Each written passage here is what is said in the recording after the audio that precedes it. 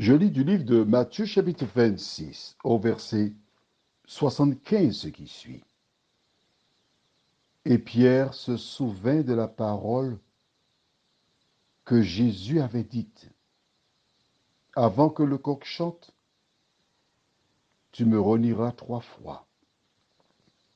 Et étant sorti, il pleura amèrement. Prions. Notre Seigneur et notre Dieu, combien nous te sommes reconnaissants pour ta parole. Merci pour l'enseignement que tu nous donnes. Merci pour la vérité. Merci de nous diriger dans le chemin du salut. Au nom de Jésus, pour ta gloire éternelle. Amen. J'ai une question pour toi, qui est la suivante.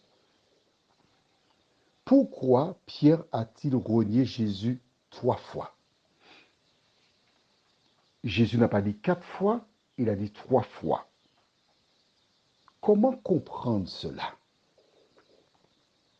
Je t'invite à lire avec moi dans Matthieu chapitre 18, pas très loin, à partir du verset 15. Si ton frère a péché ou transgressé la loi, va et reprends-le entre toi et lui seul. Est-ce que Jésus a énoncé une hiérarchie de péchés? Non, car tous les péchés mènent à la mort, tous, sans exception. Il n'y a pas de petit et de grand péché. Celles et ceux qui veulent créer une hiérarchie sont des agents de Lucifer, les mêmes qui emmenèrent la femme surprise en flagrant délit d'adultère devant Jésus. Les mêmes, même objectif. S'il t'écoute, tu as gagné ton frère. Mais s'il ne t'écoute pas, prends avec toi 1 ou 2 personnes, afin que toute l'affaire se règle sur la déclaration de 2 ou de 3 témoins. Est-ce que tu fais cela? Est-ce que c'est ce que tu fais, selon la parole de Dieu? Là, nous sommes à la 2e fois. Nous sommes en train de voir pourquoi Pierre a renié Jésus 3 fois.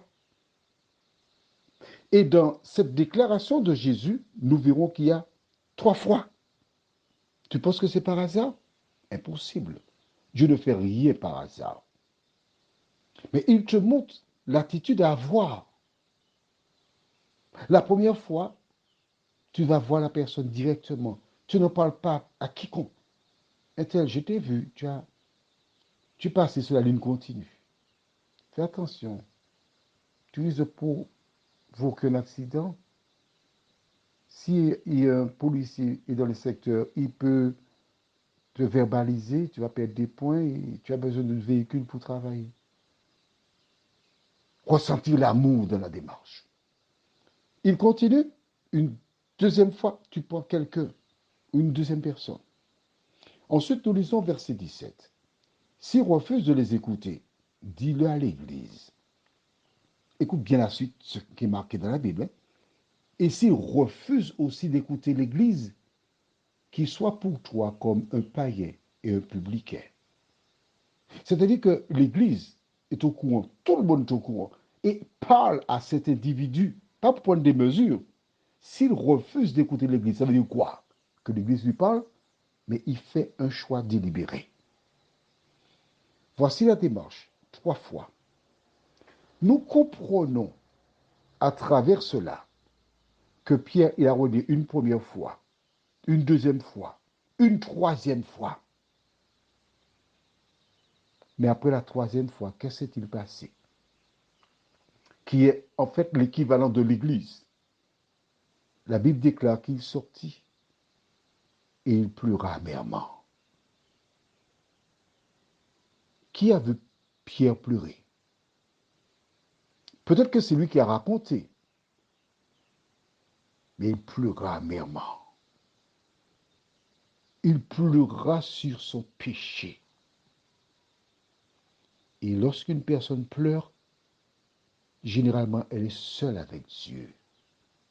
Combien de fois as-tu pleuré sur ton sort, seul? Ceux qui sont autour de toi te critiquent, mais tu es la seule, le seul à savoir ce que tu as vécu et combien de fois que tu as pleuré. Mais je voudrais te dire, en ce matin, sèche tes larmes, sèche tes larmes. Pierre, il a renié le Christ à 3 reprises. Et nous savons ce qu'il fit après. Jésus a un projet pour toi. Seigneur, merci de sécher les larmes de toutes celles et de tous ceux qui se réfugient dans tes bras, nous t'en prions. Au nom de Jésus et pour ta gloire éternelle. Amen. Je te souhaite une bonne journée sous le regard de Dieu.